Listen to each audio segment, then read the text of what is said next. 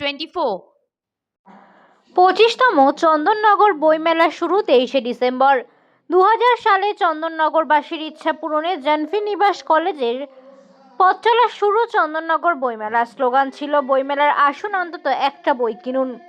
আজ পায়ে পায়ে সেই মেলা 25 বছরে পূর্ণতা পাবে। আর এই উপলক্ষে কলকাতা প্রেস ক্লাবে বৃহস্পতিবার চন্দননগর বইমেলার তরফে প্রকাশিত হলো তথ্যচিত্র ফরাসডাঙ্গায় নতুন ইতিহাস পায়ে পায়ে 25। তথ্যচিত্রে উঠে এসছে গত 24 বছর ধরে চন্দননগর বইমেলা নানা থিম।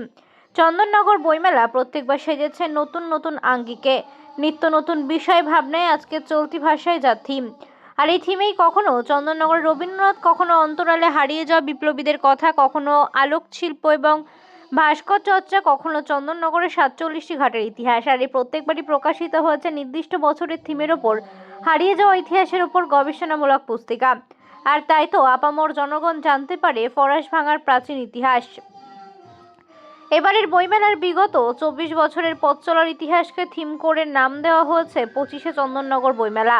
চন্দননগর বইমেলায় গত 24 বছরে এসছে নানা গুণীজন, এবার তাদের ব্যতিক্রম হচ্ছে না।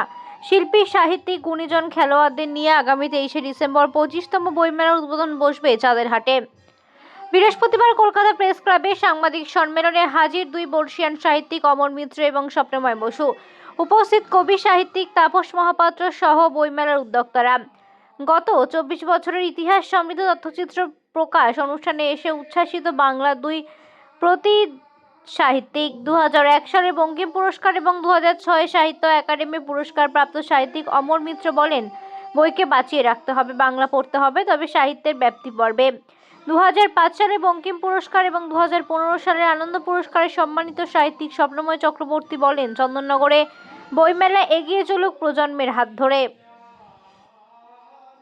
এই বইমেলায় ছোট বড় মিলে 70টি স্টল, লিটল ম্যাগাজিন, প্যাভিলিয়ন এবং সাংস্কৃতিক মঞ্চে সজ্জিত হবে মেলা প্রাঙ্গণে। যে কোনো মেলাই হচ্ছে বহু মানুষের মিলন ক্ষেত্র।